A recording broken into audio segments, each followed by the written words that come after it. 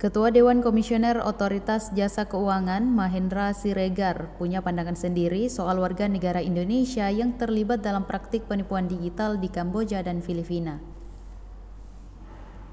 1.726 WNI sebelumnya melaporkan diri ke Kedutaan Besar Republik Indonesia atau KBRI Phnom Penh setelah keluar dari markas penipuan daring di Kamboja.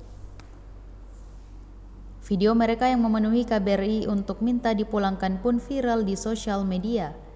Mahendra menilai WNI tersebut tidak bisa langsung dikategorikan sebagai korban, mengingat keterlibatan mereka dalam jaringan penipuan daring merupakan bagian dari aktivitas melanggar hukum.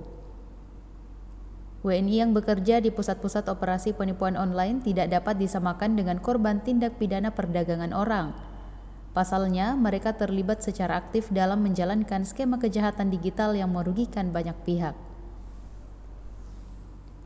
Para WNI tersebut menjadi bagian dari sistem yang secara terstruktur menjalankan penipuan, mendukung langsung operasional scamming yang dijalankan sindikat lintas negara.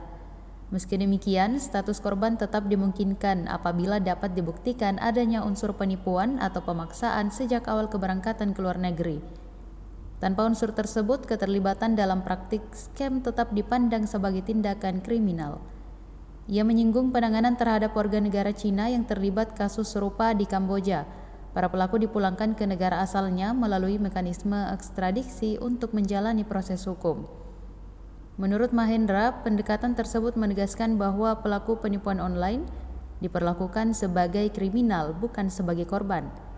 Melonjaknya WNI yang minta dipulangkan, Perdana Menteri Kamboja Hun Manet menginstruksikan pemberantasan sindikat penipuan daring di seluruh wilayah Kamboja. Instruksi itu diikuti dengan penangkapan para mastermind sindikat di berbagai daerah. Kondisi itu membuat jaringan penipuan membubarkan diri dan membiarkan para pekerjanya keluar. Ya, tolonglah bantu warga-warga Indonesia ini untuk pulang, Pak. Udah 3 hari kami nggak makan, Pak. Udah berapa hari kami luntang-lantung di sini, Pak. Kami cuma menganggarkan apa yang mau dianggarkan lagi, makan udah nggak bisa. Inilah sekarang kami di sini nih, Pak. Duit udah nggak punya. Nah, inilah, Pak, yang kami rasakan di sini, Pak. Tolong dibantu, Pak, ya. Dari Kamboja, Bu Anis ya. Kalau saya agak kurang sepakat sepenuhnya mereka dianggap sebagai korban dari perdagangan orang atau manusia. Mereka ini scammer. Jadi mereka ini kriminal. Ya,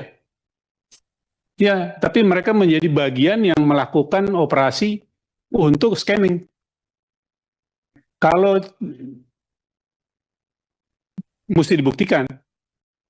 Nah, tetapi kalau orang-orang yang serupa itu dikembalikan ke China, namanya ekstradisi.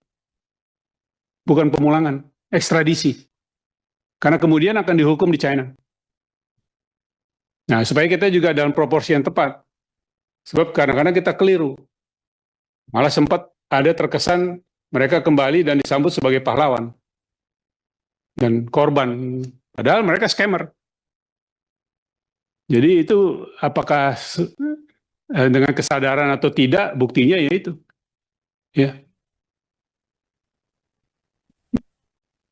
Ya, itu bagian dari operasi di sananya, tapi apa yang mereka lakukan sebagai pekerjaan adalah itu. Jadi ini mohon juga dalam perspektif yang, tapi memang tidak bisa dihukum tanpa proses peradilan dan sebagainya. Tapi keberadaan mereka di sana adalah demikian. Ini sekedar perspektif untuk bisa melihat kondisi dengan lebih jelas. Kalau pekerja migran yang ditipu, nah itu korban. Nah, kalau itu kami bekerja sama dengan pihak BPPMI ya, BP2PMI dan Kemenaker. Nah, itu melakukan juga sama sosialisasi, literasi, tapi dengan fokus para pekerja migran, bahkan pada saat mereka sebelum berangkat. Bukan hanya pada saat mereka sudah di sana, sebelum berangkat.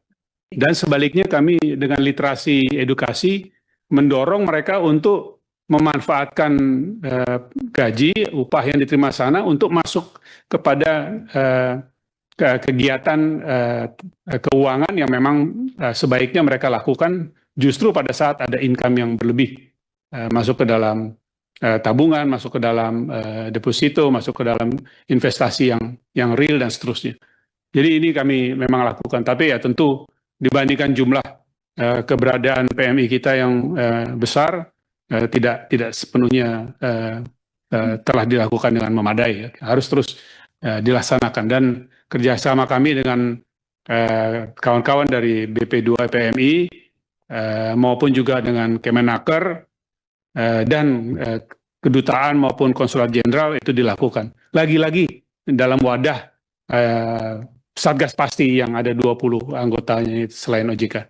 Demikian dari kami, sementara kami mohon perkenan untuk bisa mengundang kembali Bu Kiki. Download Tribun X sekarang, menghadirkan lokal menjadi Indonesia.